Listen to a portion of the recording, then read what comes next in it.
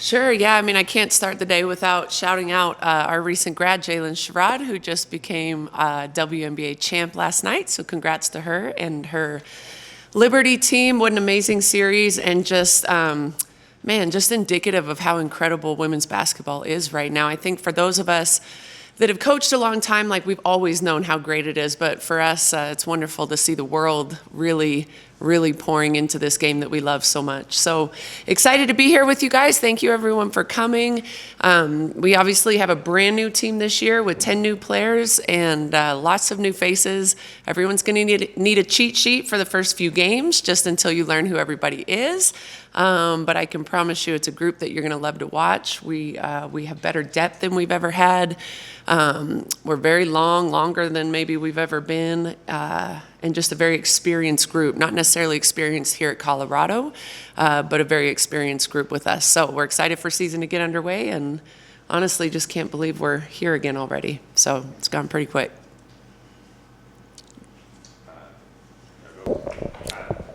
Hey, JR, Kyle Newman from the Denver Post. Nice to see you again. You too. So, I mean, you mentioned pretty much a whole new cast minus a couple key returners. Yeah. What are your expectations for this year? Coming off some really good seasons. Can you keep the ball rolling? Is it a rebuilding? Kind of how do you see it here? Yeah, I mean, we have the same expectations we always have, which starts with being excellent each and every day in anything that we do. We were very fortunate to have strong veteran leaders, even though there's not a lot of them. Our upperclassmen being Kendall, Frida, and Sarah have done a great job of not only welcoming and embracing all of our new players, but setting a really high standard of how things are done here, whether that's in the weight room, in the classroom, in our community, whatever it is. And so our new players have all bought in very quickly as far as what's helped us be successful, and we have those same expectations this year. Hey, Coach. Tony Casolo, Buffalo's Wire. You mentioned the length that you guys brought in, especially in the transfer portal. Can you speak about the size that you guys have accumulated in the post this year? Yeah, I mean, Jade Masagayo is unbelievably gifted and very long, very athletic. Naimir Du, I think we list her at maybe 6'1", but I'd love to know what her wingspan is because it's significantly longer than 6'1". So she provides great length. Lior Garzon is very long on the perimeter. Jojo Nwore is probably the longest of all of them that can play the 4 and the 5. So yeah, just a lot of. I mean, the goal was to add depth and add size, and we definitely did that. Steve Silverman, the next coach. The Big 12 preseason poll came out, I think, last week. Had you guys pegged at 9 out of 16 teams, so kind of a middle of the pack preseason ranking. Yeah. I wonder if you have any reaction to that. Is it actually kind of a good place to be because it Sure. gives you a chance to maybe sneak up on folks rather than have a target on your back? Yeah, I mean, honestly, as coaches, I don't know about other coaches, I don't really care about preseason rankings. I care much more about end-of-season rankings because that's more indicative of how the season went and where we finished. I think on paper, if you didn't really do your research on who we signed in the spring and our freshmen that we had coming in, I think I would have picked us 9th too, but I know our team much better than most, and so I definitely think we'll finish much higher than 9th. One more quick one. Speaking of the freshmen coming in, there was another preseason honor. Tabitha was tabbed as the freshman of the year, preseason freshman of the year, and I just wonder what your reaction to that, and is that a nice confidence booster for her and for the team as she begins her career at CU? Yeah, I think all of us believe pretty strongly in Tabs. Ever since we signed her, before she even got here, we knew that she was going to be a great player for us, not just because she's a great player and a great person, but also just she fits our system very well. She's unbelievably skilled, can pass. She can fill a stat sheet, with assists and rebounds and scoring and defensive work. So I think she's going to be really good, and I think the rest of us, in our program recognize that too. Hey, Coach. Hey. With so many new faces on your roster, as practice has been going, how do you feel like everyone's been acclimating to your expectations, the offense, and the defense? Yeah, I think offensively is probably the hardest thing because we run a system that is a lot of reading. And, if the defense does this, we do that. If the defense does that, we do this, that kind of thing. And so you really only get that with time. As far as chemistry and camaraderie and trust and all of those things, we've been very blessed with just an incredible group of young women. So that part, which I think a lot of people would be surprised about, came very easily just by the sheer makeup of our players. But the basketball part of it, the offense is the thing that's taken the longest. But we're doing some great things. We have a bunch of players that are very unselfish. So at times we have to sit people down and say, you need to shoot the ball, stop passing up open shots, that kind of thing. But that's not a bad problem as long as they listen and say, oh, great, I got the green light, okay. So we've gelled really well, still figuring out lineups and different types of lineups and, who responds in certain ways in certain situations. I think that's one thing that I'm really learning and trying to be very intentional about learning. Last year's team returned everyone except for maybe one player. And so good, bad, or indifferent, I knew what I was going to get from everybody. When a team went on a run, I knew how Quay would respond. I'd know how Jaylyn's going to respond. I know how Frida's going to respond. And this year's team is just different. We haven't been through the wars necessarily yet, and so trying to learn all of those things. In this era where teams can change so much year to year team building, when you get this team on paper, you look at it, you say it's longer, you say it's deeper. Mm-hmm. Does it change anything you do? Do you look at it and say, oh, this is going to allow us to do X, Y, and Z? Yeah, a little bit. I mean, we're always trying to analyze strengths and weaknesses, so where are the areas that we're weak, or not as strong as we'd like to be, and then we have to try to figure out how to make up for those, But with a new team, and I think we're, again, like I was just saying, we're trying to figure out who is who, in the clutch or in the crunch when it matters. And but I think with more depth, I think we can continue to play fast as we've always wanted to do. But again, it's lineups. It's like trying to figure out who plays well together, who's most comfortable with each other, and things like that. Coach Harrison Simeon, Scobo Sports. Would it be a fair assessment to say that a focus in the offseason would be to find well-rounded players as opposed to some of the teams of past have had some specialized players, mm-hmm. some that had well-rounded skills but were more positional. Mm-hmm. Would it be fair to see that versatility was a focus? Yeah, that's a great assessment. Thank you. In our system that we run, versatility reigns supreme because at any different time you could have different players in different positions on the floor based on whatever set you ran in transition or whatever entry you called into the offense, things like that. But then on the flip side, teams are changing, as someone just said, teams are changing so rapidly that you need players who can play multiple positions because you don't necessarily know what you're going to have from year to year, or you might have injuries and things like that. So versatility is definitely a strength of this year's team, and I think it'll help us throughout the season.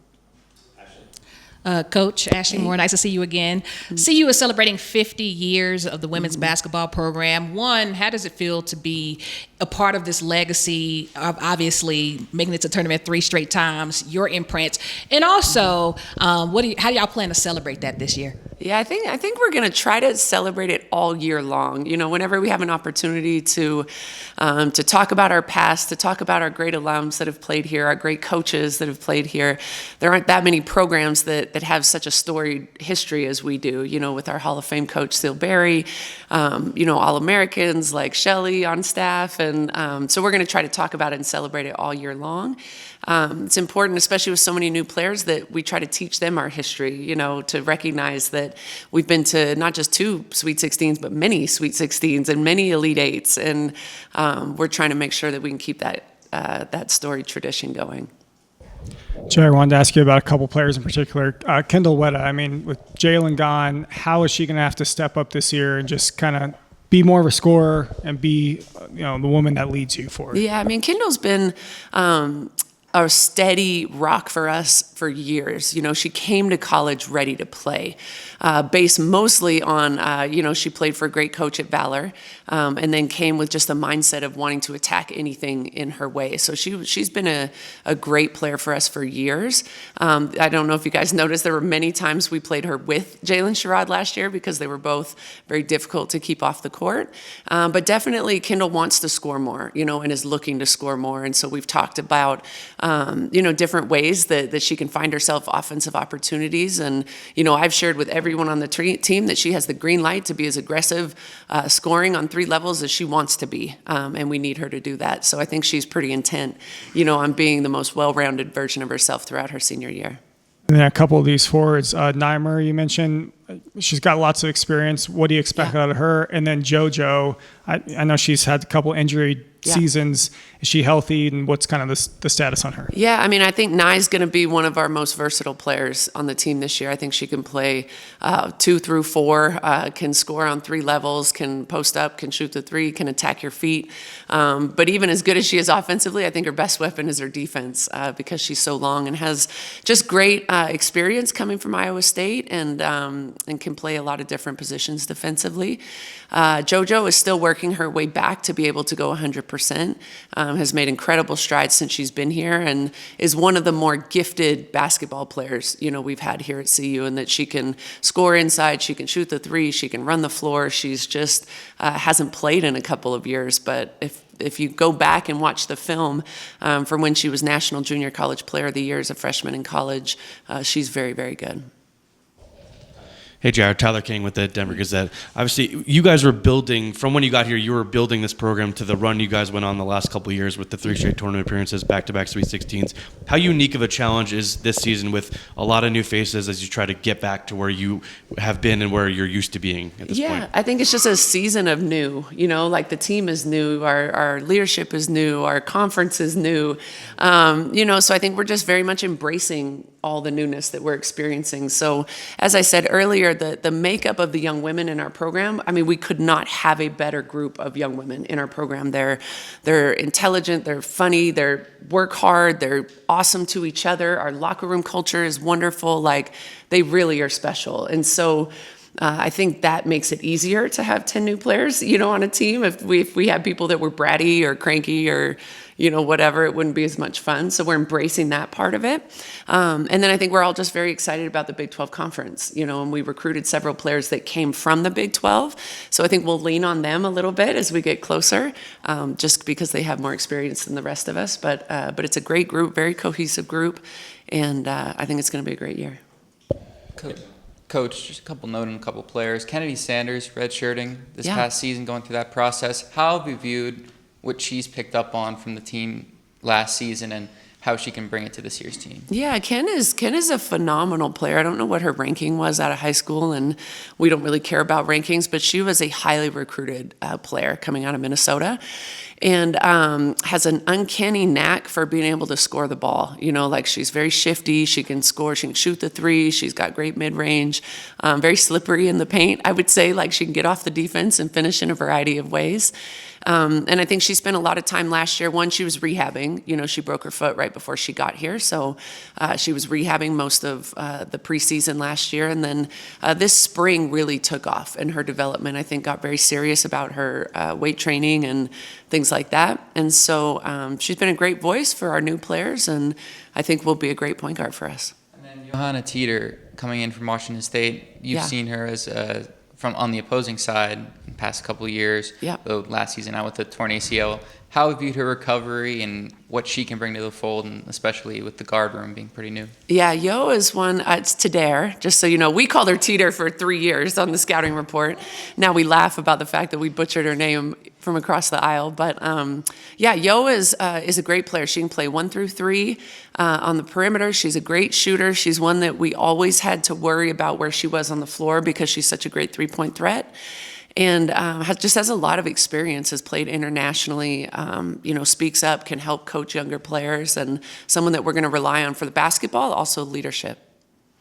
Good. Hey, Coach. I'm Jack Harlow with Buffalo's Wire. Good to see you. Just curious with the non-conference schedule. Feels like maybe a couple more true road games than in years past. But just what are kind of the challenges that this non-conference slate presents? Yeah, whenever we're scheduling our preseason games, you're trying to play as many different styles that you can play, mostly so that you're ready for anything, when conference comes around. So, opening right out of the gates at Wyoming is an incredibly tough challenge. It's a doubleheader. They draw really well no matter what. They return a lot of players. I've spoke with several coaches in their conference that believe this might be the best Wyoming team they've had in many years. So that's a tough challenge right out of the gate with a bunch of new players going on the road. But yeah, we're excited to be able to play several true road games, as you said, which we haven't done a lot of recently. Scheduling is very tough. Toriano does our schedule, and it's definitely one of the hardest things about coaching. A lot of people don't like to come play at the elevation, and so it's difficult to get the home games we want. But yeah, we think it'll be a good challenge and good preparation for Big 12. Coach Rylan Scholes from Ralphie Report. You guys lost some significant leaders in the locker room. Yeah. Who's kind of filling that void, and who are the most prominent voices in the locker room? I think our veterans have done a great job, and Kendall, certainly Frida, certainly Sarah. Kennedy's a quieter kid, so even though she's a returner, we're constantly trying to get her to speak more because she has a great understanding of what we're doing and what we're about.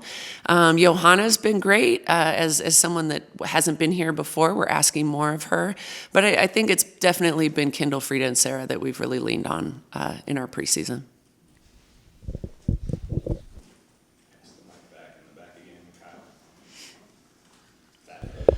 Thad Anderson with Buff Vision. Thanks for the time, Coach.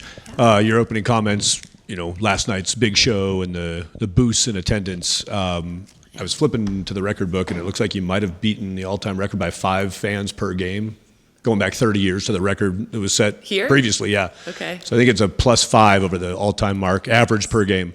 Reflections just on the experience last year, kind of the aura of the arena and how that all felt.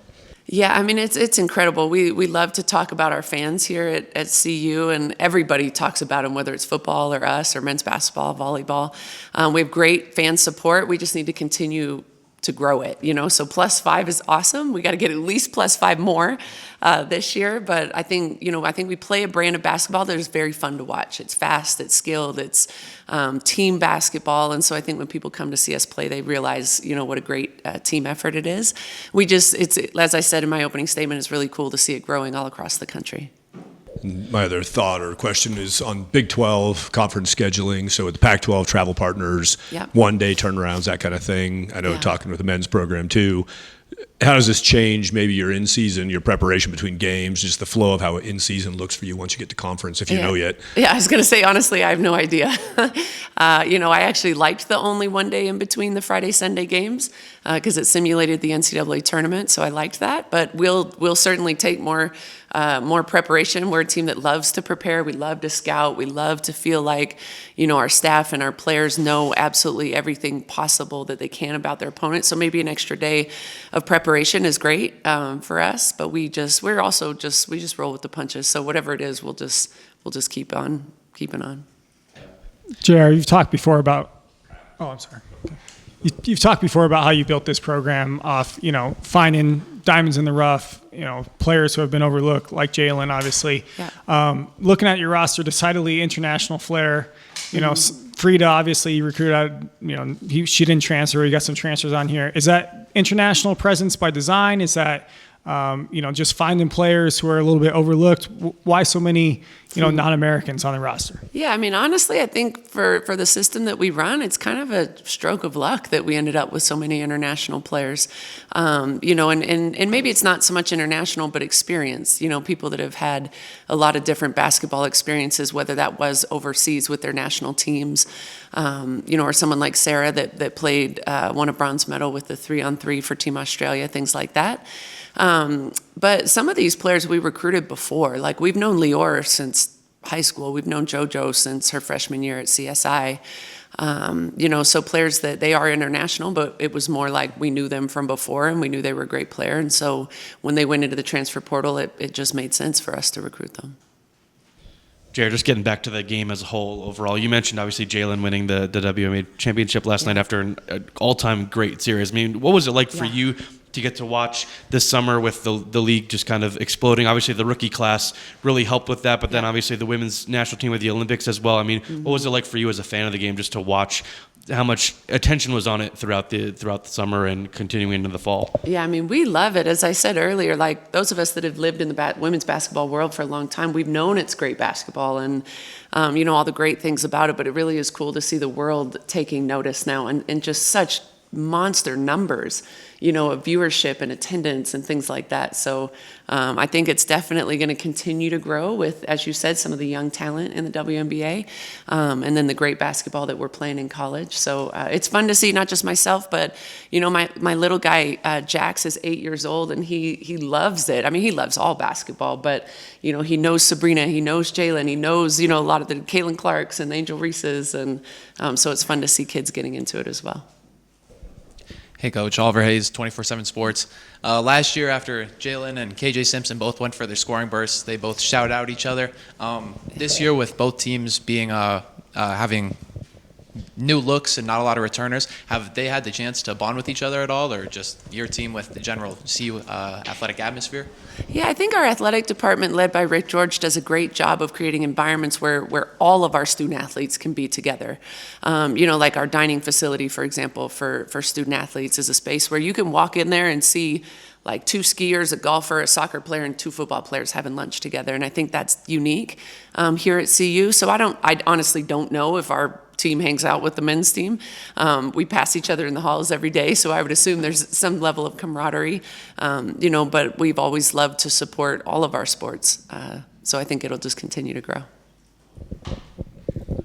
JR, should we be seeing 7 games in these series in the WNBA playoffs? I'm sorry? Should we be seeing 7-game series? I would love it. Playoffs? I actually was thinking that last night, like, man, I wish we could go to game 7.